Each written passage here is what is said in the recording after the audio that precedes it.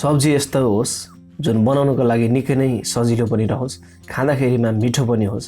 त्यो मध्येमा पनि लकडाउनको समयमा थोरै सामग्रीहरू प्रयोग गरेर पनि मिठो सब्जी तयार होस्।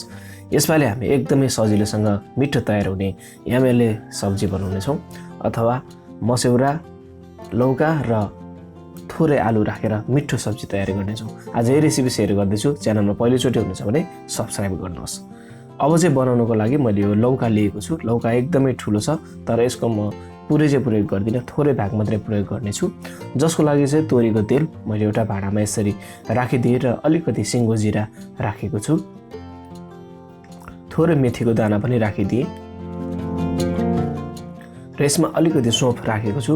यो सौँफ चाहिँ त्यो साग खाने खालको सौँफ हो। तेजपात र प्याज पनि राखिदिएँ र चलाइदिएँ। अलिकति मसिनो काटेको आलुलाई राख्ने र यसरी चलाउने। अब यसमा हरियो खुर्सानीलाई राखिदिने, थोरै अदुवा लसुनको पेस्टलाई पनि राखिदिने र चलाउने। अब यसमा टमाटरलाई पनि राख्छु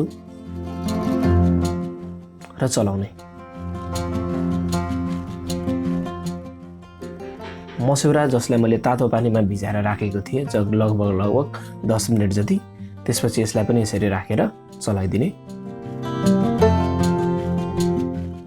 अब यसलाई 5 मिनट जति यत्तिकै सानो आगोमा पकाउने र फेरि पनि चलाउने।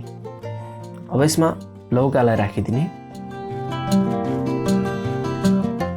सबै मसला भेजमा मिल्ने गरेर चलाइराख्ने। अब चाहिँ छोपेर पकाउने र बिचमा हल्का यसलाई चलाइदिने।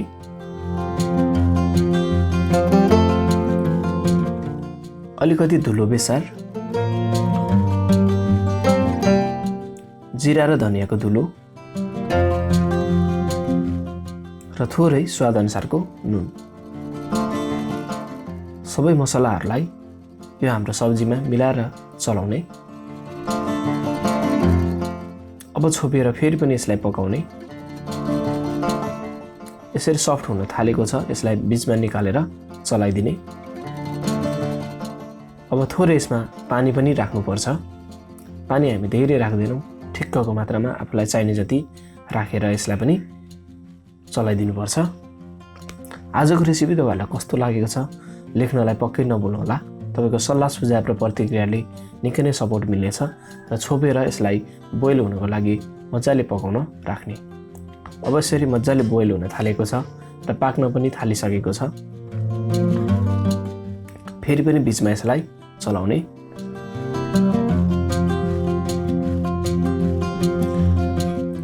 र आलुको भागलाई हल्का हल्का यसरी दबाउँदै म्यास गर्ने, जसले गर्दाखेरि चाहिँ हाम्रो ग्रेभी बाक्लो हुनलाई, एकदमै स्वादिलो हुनलाई मद्दत गर्नेछ र चलाउँदै तयार गर्ने। र यतिको भएपछि हाम्रो M.l.A सब्जी पनि तयार भएको छ।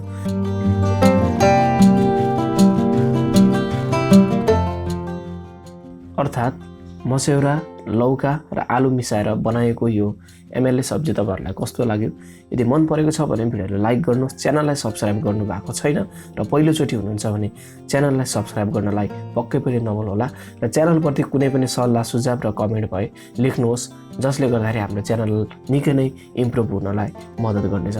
पक्कै पनि नेपाली मिठो मिठो रेसिपीहरूको लागि सजिलो किचन च्यानललाई सब्सक्राइब गरेर सपोर्ट गर्नुहोस् र अर्को नयाँ रेसिपीमा तपाईँ र मेरो फेरि पनि भेट हुनेछ। तबसम्मको लागि यो बनाउनुहोस् अनि नमस्ते।